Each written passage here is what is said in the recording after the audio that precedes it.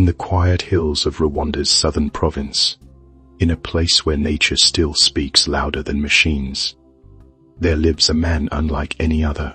His name is Nzirabatanye Charles. Some call him a beekeeper. Others call him something far more mysterious, because wherever he goes, the bees follow.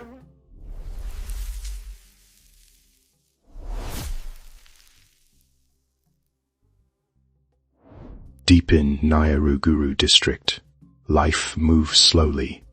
Farming, community, and tradition shape everyday existence.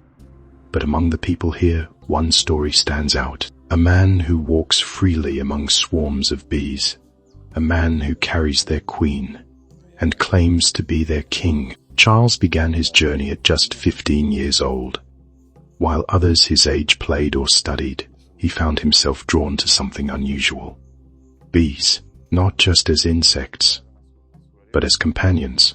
Over the years, what began as curiosity turned into something deeper. A connection. Now, at 49 years old, he has spent more than 3 decades living alongside them.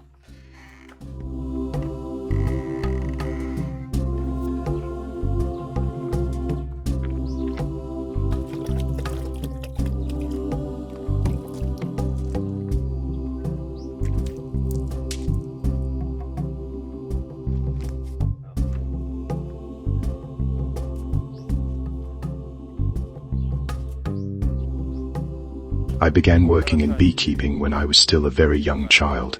It has now been 15 years, and I am 49 years old. My daily life has been sustained by the bees. They have helped me in everything, whether it is supporting my family or achieving anything I am able to accomplish, because I have made them my friends. Every morning when I wake up and wash my face, I go first to visit them.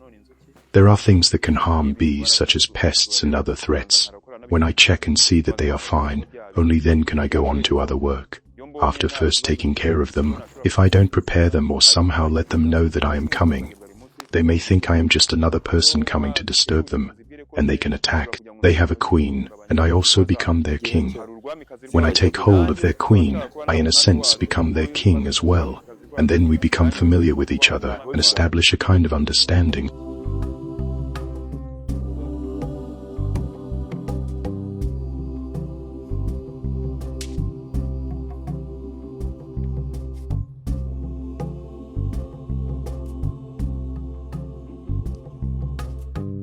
Charles claims he can control the bees, not with force, but with understanding. He carries the queen bee, and wherever she goes, the colony follows.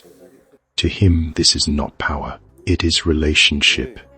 Pause, but to others, it is something they don't understand. He has spent more than 3 decades living alongside them.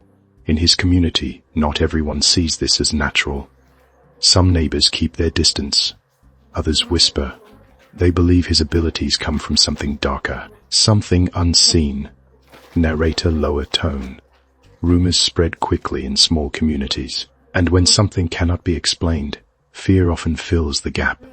But experts in beekeeping say there may be another explanation. Bees respond to scent, movement, calm behavior. A skilled beekeeper can guide them, even walk among them safely. What looks like control may actually be deep knowledge and experience.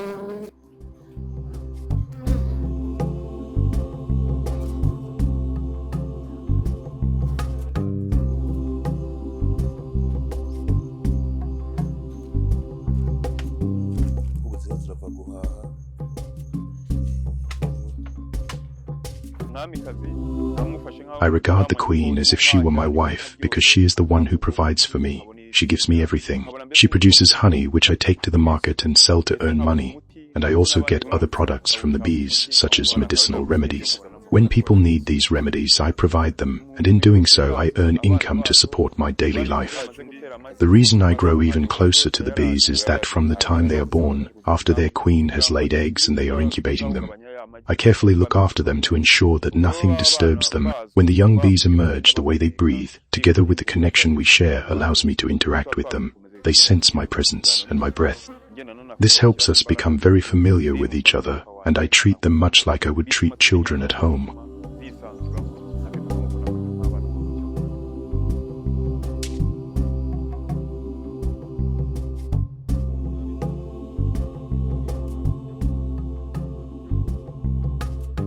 These are their eggs laid by the queen. The larger eggs develop into drone cells. These are tended by the worker bees that go out to forage and also care for them. From them emerge male bees, what we call ibamasa in Kinyarwanda. These male bees are the ones that go to mate with the queen. They come from those larger eggs and do not go out to forage for nectar themselves. Instead, they are fed by the worker bees that come from the smaller cells.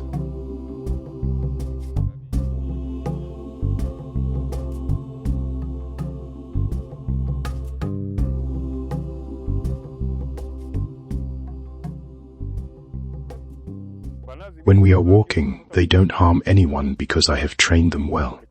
I even help children who come from school get used to them, so that even when I am no longer alive, they will be able to stay close to the bees without fear.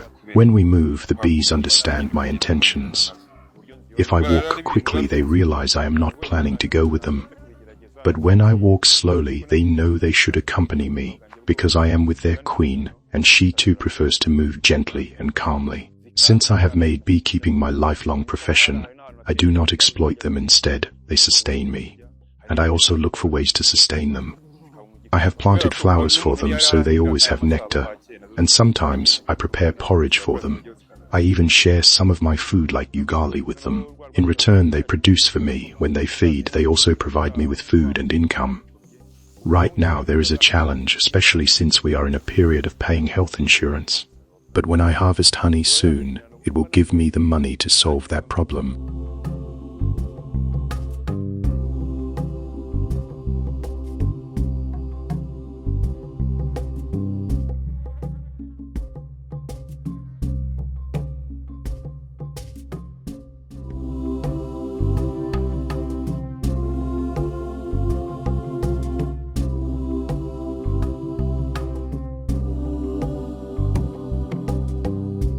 For Charles, this is not about fear, it is about respect.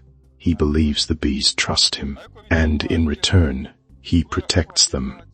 To him, they are not dangerous, they are family. In a world quick to judge what it does not understand, Charles' story asks a simple question: what if what we fear is something we simply haven't learned yet? In the hills of Rwanda, the man who walks with bees continues his journey, not as a legend, not as a mystery, but as a man who found connection in the most unexpected place, and maybe that's the real story.